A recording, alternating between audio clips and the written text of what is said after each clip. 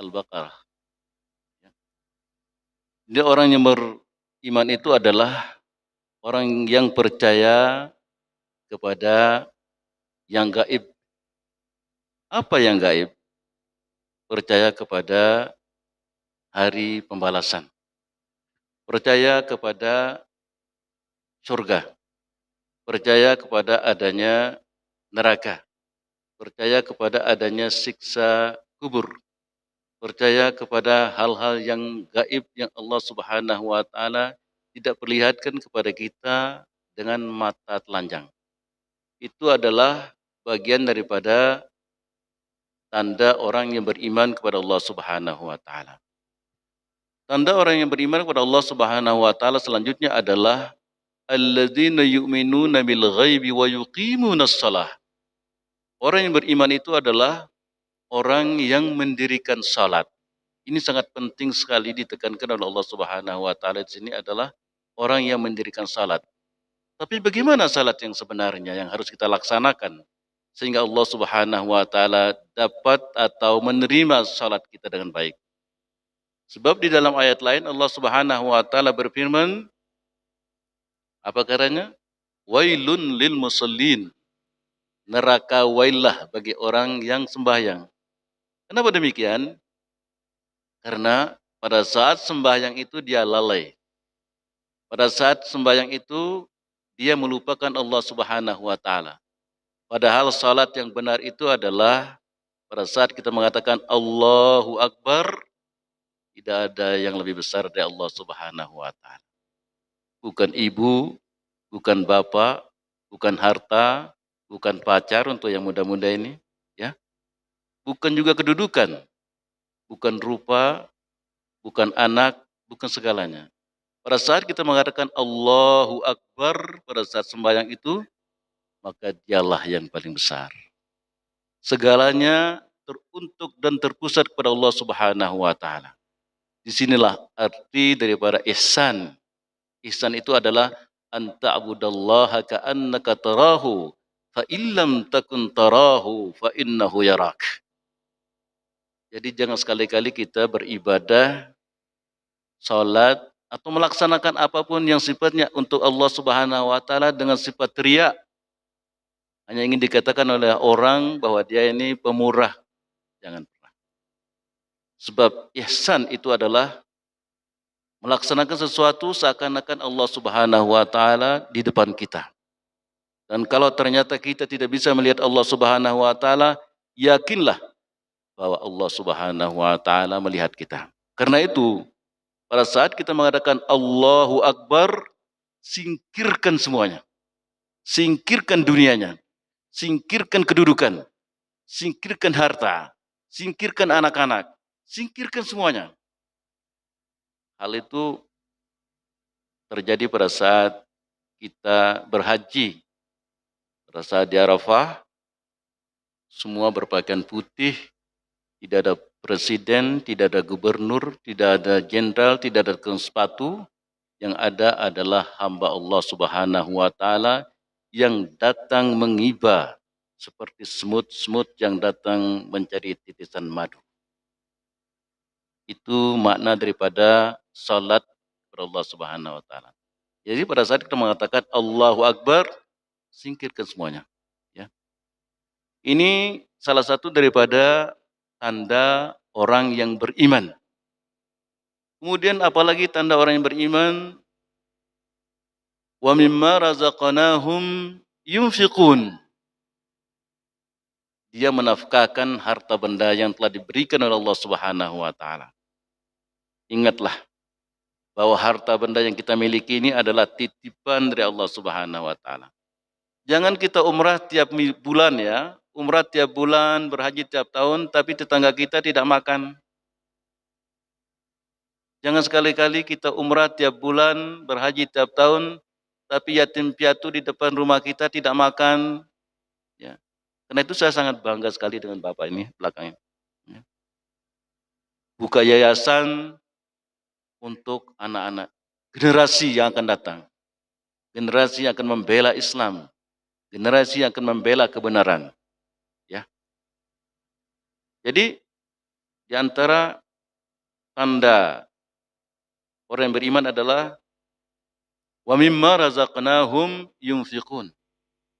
Harta yang diberikan oleh Allah Subhanahu wa taala itu diinfakkan pada yang benar. Tapi jangan menginfakkan sesuatu yang sudah tidak berguna lagi. Sebab Al-Qur'anul Karim di ayat yang lain mengatakan bahwa harta yang kita infakkan itu kalau sudah kadaluarsa tidak ada artinya. Tapi infakkanlah apa yang kamu cintai. Kalau kamu kasih orang makan, berilah yang kamu sendiri makan. Kalau kamu berikan kepada mereka pakaian, berikanlah yang kamu pakai atau yang seperti kamu pakai. Sehingga orang miskin yang kita berikan itu merasa bahagia. Merasa dihormati. Merasa harga dirinya diangkat. Wa mimma razaqnahum yunfiqun. Kemudian berikutnya adalah walladzina yu'minuna bima unzila ilaika wa ma unzila min qablika wa bil akhirati hum yuqinun. Ini adalah tanda orang yang beriman, percaya kepada kitab suci Al-Qur'anul Karim dan kitab-kitab selain itu yang belum dirubah oleh mereka yang memilikinya. Bagaimana caranya kita percaya kepada kitab suci Al-Qur'anul Karim? Percaya kepada kitab suci Al-Qur'anul Karim adalah dengan mengamalkan apa yang ada di dalamnya. Kalau Allah Subhanahu wa taala di dalam kitab suci Al-Qur'anul Karim menganjurkan kepada kita untuk menyantuni anak yatim piatu, santuni sekemampuan kita. Kalau ayat suci Al-Qur'anul Karim mengatakan kepada kita, fa in tanazza'tum fi syai'in farudduhu ilallah. Kalau kau berselisih pada satu masalah, maka kembalikan kepada Allah, laksanakan itu. Jangan keras kepala, tapi kembalikan kepada kitab suci Al-Qur'anul Karim, kepada ajaran Muhammad sallallahu alaihi wasallam. Ulaika ala hudam mir rabbihim. Ya. Kalau semuanya itu telah kita laksanakan, yaitu ciri-ciri orang yang beriman itu, maka Allah Subhanahu wa taala akan masukkan kita kepada kelompok orang-orang yang mendapat petunjuk. Kemudian itu, apa kira gerangan permintaan Allah Subhanahu wa taala kepada kita, kepada orang muslim itu tadi? Kepada orang-orang yang beriman ini apa? Tuntutannya apa? Tuntutannya adalah la yashar qaumun min qaumin asa an yakunu khairan minhum wala nisa'un min nisa'in asa an yakunna khairan minhun. Orang-orang yang beriman tadi itu, orang-orang yang telah merunduk pada apa yang telah diperintahkan oleh Allah Subhanahu wa taala itu tadi, ada lagi tuntutan Allah pada diri kita ini. Tuntutannya apa? Tuntutannya adalah la yashar qaumun. Jangan sekali-kali kita ini saling mencela. Tidak boleh. Ya. Sebab boleh jadi yang kita cela itu kata Allah Subhanahu wa taala lebih baik dari kita. Sebab miqyas, neraca kebajikan itu adalah ketakwaan kepada Allah Subhanahu wa taala. Boleh jadi saya miskin ya, tapi saya lebih dekat kepada Allah Subhanahu wa taala. Boleh jadi rupa saya lebih jelek dari orang lain, tapi pengabdian saya kepada Allah Subhanahu wa taala lebih besar dari orang yang tampan. Kan begitu? Betul. Nah, karena itu jangan pernah melihat orang dengan kacamata telanjang kita. Tapi pakailah kacamata Tuhan. Lihatlah orang lain sesuai dengan fitrah yang telah ditentukan oleh Allah Subhanahu wa taala. Yang telah diturunkan oleh Allah Subhanahu wa taala. La yaskhar qaumun min qaumin. Jangan sekali-kali kita saling mencela.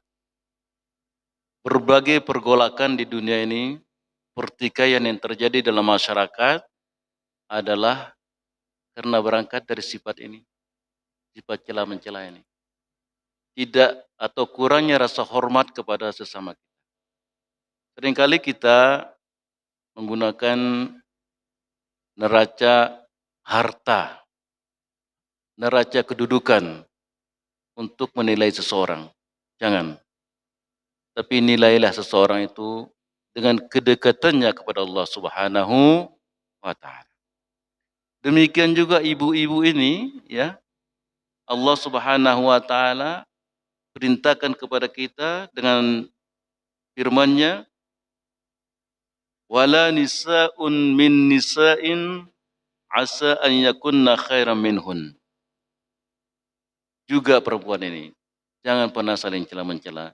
Sedikit-sedikit dia bilang, oh si itu begini, si itu begini. Ini bukan kata saya ya ibu-ibu ya. Ini kata Allah Subhanahu wa taala. Sebab boleh jadi yang kita cela itu lebih baik dari kita sendiri. Wala talmizu anfusakum wala tanabazu bil alqab. Jangan pula kita saling memberi nama-nama yang tidak baik, yang kira-kira orang lain itu tidak senang. Kita sebut nama orang tidak sesuai yang diberikan oleh ayah dan ibunya. Nah, ini adalah larangan Allah Subhanahu wa taala. Terutama anak-anak sekolah ini loh. Ya, anak-anak sekolah ini lah si itu si ini ya dibuli-buli namanya ya. Hah? Jangan pernah membuli orang lain. Sebab yang kita bully itu mungkin lebih baik di hadapan Allah Subhanahu wa taala. Wala tanabazu bil alqab. Bi'sal ismul fusuqu ba'dal iman wa man lam yatub ulaika humudz zalimun. Kalau kita pada hari-hari sebelumnya melakukan hal-hal yang dilarang oleh Allah Subhanahu wa taala itu tadi ya, mencela orang, ya, kasih orang lain nama-nama yang tidak disenangi, maka saatnya kita bertaubat kepada Allah Subhanahu wa taala agar kita tidak termasuk orang yang zalim, ya. Sebab orang yang paling dimurkai oleh Allah Subhanahu wa taala itu adalah orang yang zalim. Kemudian itu Allah Subhanahu wa taala meminta kepada kita atau tepatnya mengajarkan kepada kita agar ijtanibu katsiran minadh-dhanni. Agar kita ini menjauhi sesuatu yang sifatnya zan, prasangka, ya. Jangan lihat orang kita bilang wah, si itu ini, si itu ini. Karena itu saya selalu bilang, tadi juga saya bilang di rumah paman saya itu, jangan pernah melihat dengan mata orang lain dan jangan pernah mendengar dengan telinga tetangga, ya. Tapi kita harus berbaik sangka kepada orang, ya. Berbaik sangkalah kepada orang. Apa susahnya lo berbaik sangka sama orang? Susah enggak berbaik sangka kepada orang? Tidak kan? Berbaik sangkalah kepada orang. Sebab Allah Subhanahu wa taala mengajarkan kepada kita agar kita itu ijtanibu katsiran minadh-dhann. Inna ba'dadh-dhanni ismun. Sebab sebagian daripada prasangka itu adalah dosa. Kenapa dikatakan oleh Allah Subhanahu wa taala inna ba'dha sebagian? Sebab ada juga prasangka yang baik. Karena itu kita harusnya berprasangka yang baik kepada saudara-saudara kita sesama muslim dan bahkan kepada orang yang tidak Islam sekalipun, ya. Sebab orang yang tidak Islam itu atau tidak muslim itu mungkin belum datang hidayah Allah Subhanahu wa taala, ya. Kalau kita lihat orang yang tidak Islam ya, tidak muslim, kita jangan celah, tapi kita doakan semoga suatu saat dia mendapat hidayah dari Allah Subhanahu wa taala sehingga dia akan mengenal dirinya sendiri sebelumnya dan mengenal Allah Subhanahu wa taala. Inna ba'dadh-dhanni ismun wa la tajassasu wa la yaghtab ba'dukum ba'dha. Jangan kita ini saling mengintip-intip ya, saling mencari-cari kesalahan sedikit-sedikit. Kita lihat tetangga kita ada hidup enak, kita coba cari kesalahannya, apa sebabnya? Jangan. Wala tajassasu. Wala yaghtab ba'dukum ba'da. Jangan pula kita saling cakar-mencakar. Untuk apa? Untuk apa kita saling cakar-mencakar? Kita hidup dari pertanggungjawaban oleh Allah Subhanahu wa taala. Dalam Al-Quran mengatakan innas sam'a wal basara wal fu'ada kullu ulaika kana anhu mas'ula. Ya. Semuanya semuanya akan kita pertanggungjawabkan, ya. Gerak-gerik kita akan kita pertanggungjawabkan. Kenapa kita harus gontok-menggontok? Bukankah lebih baik kalau kita berjumpa sama saudara kita, kita bilang assalamualaikum, apa kabar, sehat? Ayo kita minum di rumah, minum teh. Tidak mahal teh itu saya kira, apalagi sekarang ini sembalun, Masya Allah, Tabarakallah. Sudah ekonominya baik, ya. Apa susahnya kita saling gandeng tangan? Apa susahnya kita ini saling hormat menghormati? Daripada kita tajessus, dari kita mencari kesalahan-kesalahan saudara-saudara kita. Apa? Kita hanya hidup di dunia sementara saja. Sementara apa yang kita lakukan, gerak-gerik kita, ya, kata-kata kita akan dimintai pertanggungjawaban oleh Allah Subhanahu wa taala. Innas sam'a, pendengaran kita. Apa yang kita dengar di dunia ini, ya, akan dimintai pertanggungjawaban. Karena itu, kalau kita dengar sesuatu yang baik, kita akan sebarluaskan, tidak ada masalah. Tapi kalau kita mendengar yang tidak baik, itu harus kita perjelas dulu. Bahkan kalau mungkin kita kasih saudara kita itu nasihat. Demikian juga mata. Apa yang dilihat oleh mata kita ini akan dimintai pertanggungjawaban oleh Allah Subhanahu wa taala. Tidak itu saja. Bahkan yang terbetik di dalam nurani kita ini, di hati kita ini, baik dan tidak baiknya akan dimintai pertanggungjawaban oleh Allah Subhanahu wa taala. Ya.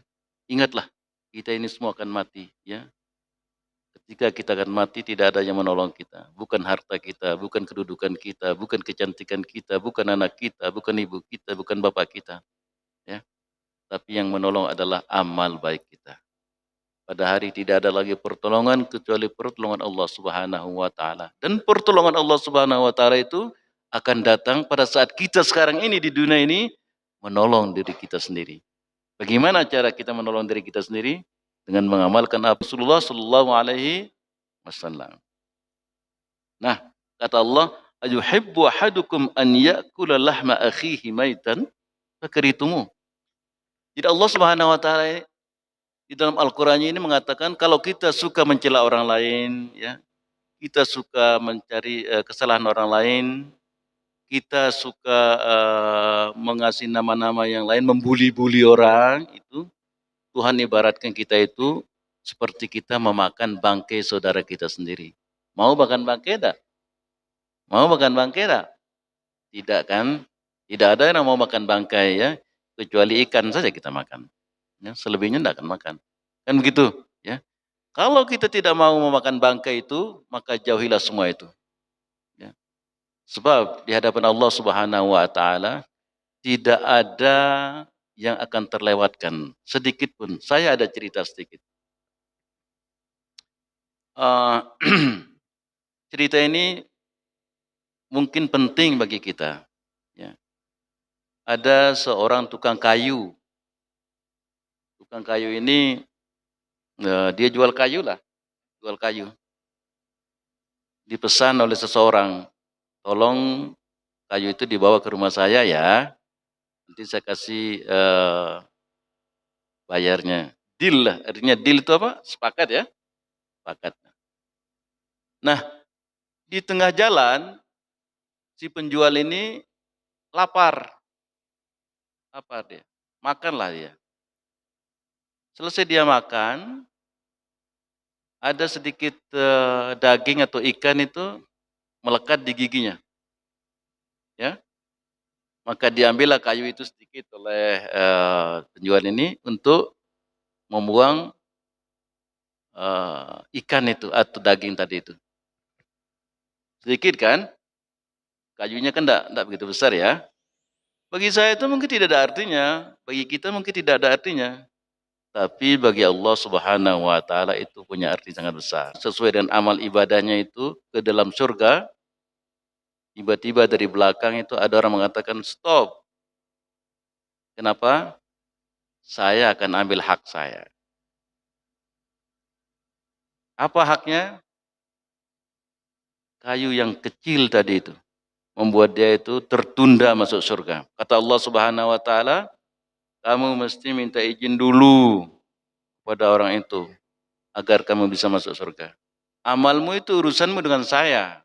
Ibadahmu itu urusanmu dengan saya. Tapi perbuatanmu dengan saudaramu itu hubunganmu dengan mereka. Karena itu kita ini ya, sekecil apapun jangan pernah mengatakan, wah sudahlah, ambil mangga orang juga sudahlah, ya. Ambil kesuna orang juga sudahlah. Jangan. Saya minta jangan. Apa susahnya kalau kita bilang, tolong saya lagi kekurangan kesuna ini minta 1 biji 2 biji. Tapi mengambil begitu saja bagi Allah Subhanahu wa taala itu sangat besar, ya. Karena itu saya bilang sekali lagi di sini, ya, apapun yang hubungannya antara kita dengan saudara kita hendaknya diselesaikan. Adapun hubungan kita dengan Allah Subhanahu wa taala itu bisa kita lakukan kapan saja, ya. Sebab kalau saya sekarang datang ke kantor gubernur, itu kawan saya loh, gubernur itu dulu ya, Pak Majedi itu di Mesir kawan saya. Kalau saya datang ke beliau itu, ya, itu saya punya waktu loh, punya waktu dari jam 10 ke jam 11. Katanya Pak Burhan saya punya waktu cuma 1 jam, ya. Tapi kalau saya dengan Allah Subhanahu wa taala tidak ada batas waktu. Saya duduk dari maghrib sampai subuh, saya berzikir, baca Quran, baca apa, Tuhan tidak pernah mengatakan 1 jam, 2 jam. Ya, demikianlah kasih sayang Allah Subhanahu wa taala kepada kita. Ya, demikianlah Allah Subhanahu wa taala mencurahkan rahmatnya kepada kita. Sebab dia yang tidak pernah mau melihat hambanya itu susah di dunia dan juga di akhirat. Ayuhibbu ahadukum an ya'kula lahma akhihi maitan fakarihtumu wattaqullah. Takutlah kepada Allah Subhanahu wa taala. Maksudnya di sini adalah laksanakanlah apa yang Allah Subhanahu wa taala perintahkan kepada kita. Kemudian Allah Subhanahu wa taala mengatakan, "Ya ayyuhan nasu inna khalaqnakum min dzakarin wa unsa wa ja'alnakum syu'uban wa qabaila lita'arafu inna akramakum 'indallahi atqakum." Allah mengatakan, "Hai manusia, sesungguhnya aku telah menciptakan kamu laki-laki dan perempuan agar kamu saling kenal mengenal." Karena itu saya datang ke sini ini untuk saling kenal mengenal, untuk bersilaturahim, ya. Inna akramakum indallahi atqakum. Bahwa orang yang paling baik di antara kamu itu adalah orang yang bertakwa. Di sini Allah Subhanahu wa taala tidak mengatakan yang paling kaya, tidak, yang paling tampan, tidak, yang paling cantik, tidak, yang paling pintar, tidak, yang paling kuat, tidak, ya. Tapi adalah ketakwaan kepada Allah Subhanahu wa taala. Kita tidak tahu siapa di antara kita yang paling takwa, ya. Sebab ketakwaan itu adalah hubungan pribadi antara seseorang dan Allah Subhanahu wa taala. Semakin dekat seseorang kepada Tuhannya, maka dia semakin diperhatikan oleh Allah Subhanahu wa taala dalam segala sisi kehidupannya. Cobalah lihat, coba lihat, perhatikan baik-baik. Perhatikan baik. Orang yang hidup sederhana ya, dapat uang 10.000 sehari dari mencangkul, tapi ridha dengan apa yang telah ditentukan oleh Allah Subhanahu wa taala, jauh lebih bahagia daripada orang yang mendapatkan 500 juta per hari, tapi didapati dengan cara yang tidak baik. Betul enggak? Kita bergaji sekarang ini 40 juta, 50 juta ya. Ya, terutama di luar negeri banyak gajinya loh. Tapi belum tentu bahagia, belum tentu. Ya. Kebahagiaan yang sebenarnya itu adalah kebersamaan kita ini. Saling hormat menghormati. Ya. Jadi kita ini jangan pernah menilai seorang itu dari harta bendanya. Ya. Inna akramakum indallahi atqakum. Orang yang paling baik di sisi Allah Subhanahu wa taala itu adalah orang yang bertakwa. Orang yang bertakwa ini adalah orang yang menyerahkan diri sepenuhnya kepada Allah Subhanahu wa taala. Ya ibu-ibu terutama sekali ya, saya minta tolong ya, kalau suami pulang dari kerja bawa uang cuma Rp20.000 ya, Rp30.000, jangan istilahnya itu marah ya, marah. Itu sudah ketentuan Allah begitu. Sebab dia sudah bekerja sepenuhnya, ya. Juga bapak-bapak ini, ya, kalau lihat istri di rumah capek, jangan malas-malas, basuh piring juga enggak apa-apa, ya. Saya penyiar kok, kerja di luar negeri ya, di Departemen Penerangan. Saya basuh piring, ya. Saya cuci sendiri, ya. Saya basuh juga, saya mandikan anak-anak saya. Apa susahnya? Itu kan anak kita, itu kan istri kita, ya. Itu kan suami kita, ya. Kenapa kita harus sibuk hidup ini susah, kenapa? Sebab kita banyak melihat dengan mata orang lain. Banyak melihat dengan mata orang lain dan mendengar dengan telinga tetangga. Kemudian kita banyak melihat ke atas. Lihatlah ke bawah. Masya Allah, tabarakallah ya. Saya lihat sembalun tadi saya masuk ke rumah paman saya ini. Rumah batu, ya, air ada, makanan enak. Apalagi mau kita? Ya. Sementara dulu pada zaman Rasulullah SAW untuk mendapatkan air satu gelas pun susah. Meskipun demikian, spirit kehidupan mereka itu lebih tinggi dari kita. Karena itu mereka disegani oleh bangsa-bangsa yang lain. Mereka dihormati oleh bangsa-bangsa yang lain. Ya. Dan keimanan mereka itu lebih tinggi dari keimanan yang kita miliki sekarang. Kenapa? Sebab ada kepasrahan kepada Allah Subhanahu wa taala setelah bekerja.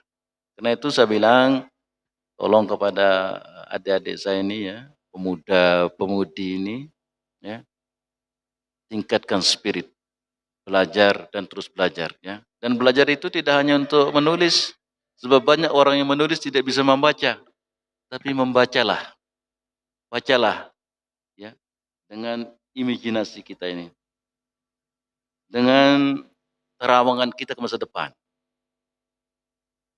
Dengan demikian insya Allah kita akan memiliki generasi-generasi yang akan mampu berhadapan dengan berbagai kendala di bawah pimpinan Ustadz kita ini. Ya, beliau ini adalah orang yang berjasa kepada kita. Karena itu kita harus banyak berterima kasih. Ya, berterima kasih. Bukan saja kepada beliau, tidak, tidak. Dan saya tidak istilahnya itu berbasa-basi. Sebab saya tidak punya kepentingan untuk berbasa-basi. Ya, yayasan ini tempat kita untuk saling berjumpa, ya, untuk pengajian-pengajian seperti ini. Ya. Pengajian itu tidak harus saya dulu di Fakultas Dakwah ya, Fakultas Dakwah di Mesir. Ya. Saya pulang ke Kembangkarang itu pada tahun 91. Ya.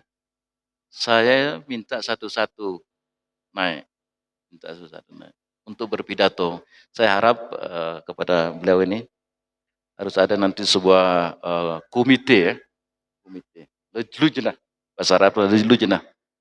Itu ya nanti siapa yang memimpin ya, itu diminta ya untuk minggu ini 2 perempuan, 2 laki.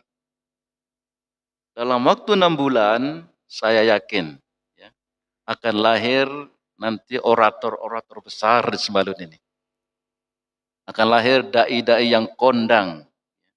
Kita tidak menyasar kepada kondang tidaknya, tapi dai-dai yang mampu menguasai pikiran ummah. Saya banyak mendengar sekarang ini dai-dai kita yang kondang-kondang itu ya. Kadang-kadang mereka terlalu tinggi. Ya. Mereka orang-orang hebat ya. Yang kita mau itu adalah sesuai dengan kebutuhan kita di kampung ini, di Sembalun ini. Karena itu sekali lagi Bapak Ustadz ya, kita nanti kalau mungkin ya ada semacam komite. Komite itu nanti dipimpin oleh Bapak sendiri, kemudian ada itu setiap malam Jumat, ya, atau malam apa yang Pak Lowong, itu ada latihan berpidato. Itu sangat penting sekali, penting. Ya, latihan berpidato. Nanti umpamanya ada dari guru-guru yang sudah senior, selain musabakah Al-Quranul Karim, musabakah pidato itu penting. Ya. Sebab bagaimana kita akan bisa menyampaikan kitab suci Al-Quranul Karim, menyampaikan pesan Rasulullah Sallallahu Alaihi Wasallam tanpa menguasai keahlian untuk menyampaikan. Rasulullah Sallallahu Alaihi Wasallam, kelebihan beliau itu adalah diantaranya kemampuan beliau itu untuk menguasai publik, menguasai pendengarnya. Caranya bagaimana? Caranya ya tadi, harus belajar, tidak saja buku dipelajari, tapi teknis atau seni untuk menyampaikan. Dan nampaknya ustadz-ustadz kita ini kan ada di sini. Ini kan dari mana? Dari Solatiah. Ya, Solatiah di Makkah Mukarramah. Beliau tentu punya latar belakang ya dalam hal berpidato atau seni menyampaikan. Ya. Sampai jam berapa sih ini kita sini? Masih waktu? Hah? Masih. Ya. Inna akramakum indallahi atqakum. Orang yang paling baik di sisi Allah Subhanahu wa taala itu adalah orang yang bertakwa. Sekali lagi, bukan harta, bukan rupa, bukan kedudukan, bukan marga, ya, tetapi adalah sejauh mana kita dekat kepada Allah Subhanahu wa taala. Semakin dekat seseorang kepada Allah Subhanahu wa taala, maka dia semakin takwa kepadanya. Maka Allah Subhanahu wa taala pun akan makin cinta. Dan ketika Allah Subhanahu wa taala sudah cinta kepada kita, maka semua gerak-gerik kita adalah gerak-gerik Allah Subhanahu wa taala. Dan yakin percayalah, kalau sudah demikian halnya, kita tidak akan tersesat buat selama-lamanya insyaallah. Kemudian itu juga terkait dengan kehidupan sehari-hari kita. Kita ini banyak menuntut sebenarnya ya. Kemudian seringkali tidak puas dengan apa yang diberikan oleh Allah Subhanahu wa taala kepada kita. Saya ada cerita lagi, satu lagi cerita saya ya. Cerita saya mungkin dengan ini saya tutup ya pertemuan kita ini. Ada seseorang itu pada zaman Imam Syafi'i rahimahullah, dia mendapat gaji katakanlah 60 juta ya. Tapi kok tidak cukup untuk keluarganya. Maka ia pun datang ke Imam Syafi'i rahimahullah. Dia bilang, ya Imam, saya ini punya gaji 60 tapi tidak cukup. Gimana ini? Kata Imam Syafi'i, kembalilah ke bosmu itu. Katakan kepada dia itu, saya mau gaji saya 50 saja. Lah, 60 tidak cukup. Bagaimana 50 akan cukup? Kan begitu. Kan logika yang sangat benar ya. Tapi karena itu pesan Imam Syafi'i, maka beliau pun datang ke bosnya itu. Bos, Imam Syafi'i mengatakan saya mau digaji 5.000 saja. Lah, kata dia, saya sudah gaji kamu 6.000. Kamu bilang tidak cukup, sekarang minta 5.000. Saya juga tidak paham, kata orang itu. Tapi Imam Syafi'i mengatakan, mintalah 5.000. Setelah 5.000, tidak cukup juga. Sebab 6.000 saja tidak cukup. Imam Syafi'i mengatakan kepadanya sekali lagi, mintalah kepada bosmu itu 4.000 saja. Aneh kan? Ya. Kalau saya itu mungkin saya marah tuh. Gaji udah 60 juta kok diturunkan 30 juta, aneh. Ya kan begitu. Nah, ketika dikasih 4.000, cukup. Cukup mana lebih. Kemudian orang itu datang ke Imam Syafi'i, subhanallah Imam, sekarang cukup saya dan anak saya dan istri saya. Tolong saya dikasih tahu apa rahasianya. Rahasianya adalah, kata Imam Syafi'i, pada saat kamu mengambil gaji 60 juta itu tadi, pekerjaanmu tidak cocok dengan gajimu.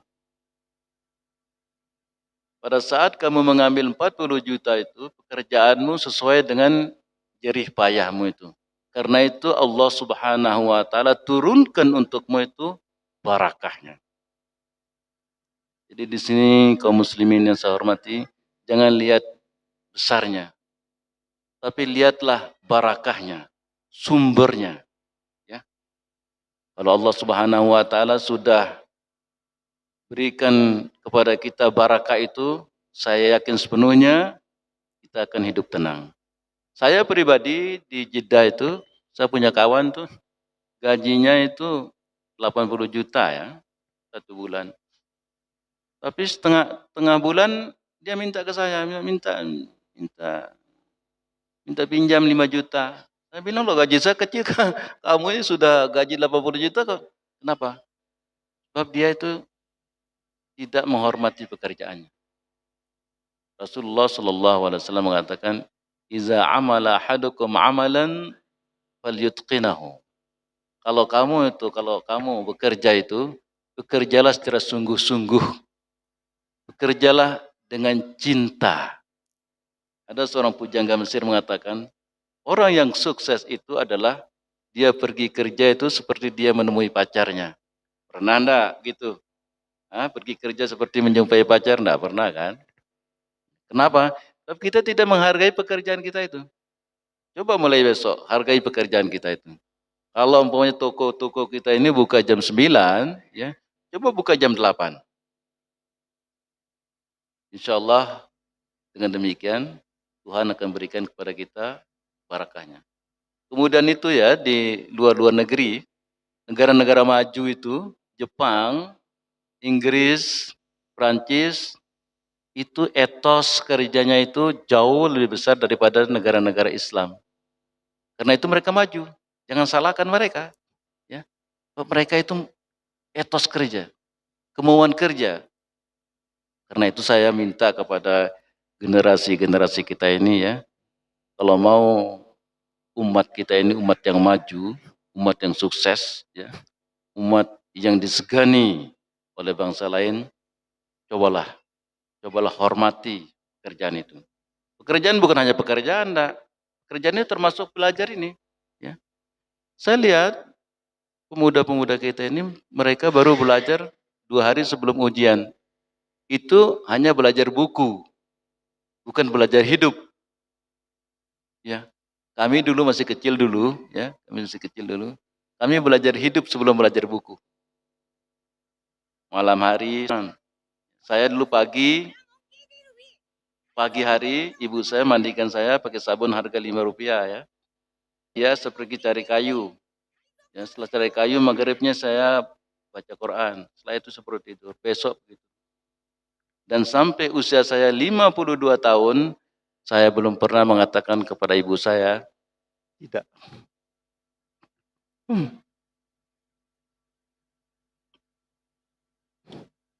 Belum pernah saya mengatakan ibu saya tidak. Jangan sekali-kali ya, melawan ibu. Ibu jangan. Ya. Ibu di atas segala-galanya. Ingat itu. Ya. Kata Rabbuka la ta'budu illa iyyah wa bil walidaini. Jangan sekali-kali kalau mau sukses ya, jangan sekali-kali melawan ibu dan orang tua. Usia saya 52 tahun ibu saya meninggal. Belum pernah saya mengatakan tidak. Karena itu saya bilang, saya mohon. Ini pengalaman saya. Agar menjadi orang yang sukses. Saya bukan orang sukses ya. Tapi agar menjadi orang sukses, jangan sekali-kali lawan ibu. Allah Subhanahu wa taala mengatakan, Wa qada rabbuka alla ta'budu illa iyyah wa bil walidaini ihsana. Hingga pun mereka itu jahil, bahkan kalaupun mereka itu kafir sekalipun, jangan pernah mengatakan menyakiti hati orang tua. Ini adalah nasihat saya kepada adik-adik. Ibu di atas segala-galanya. Jangan pernah menyakiti hati ibu. Sekali lagi, jangan pernah menyakiti hati ibu. Sampai sini ya.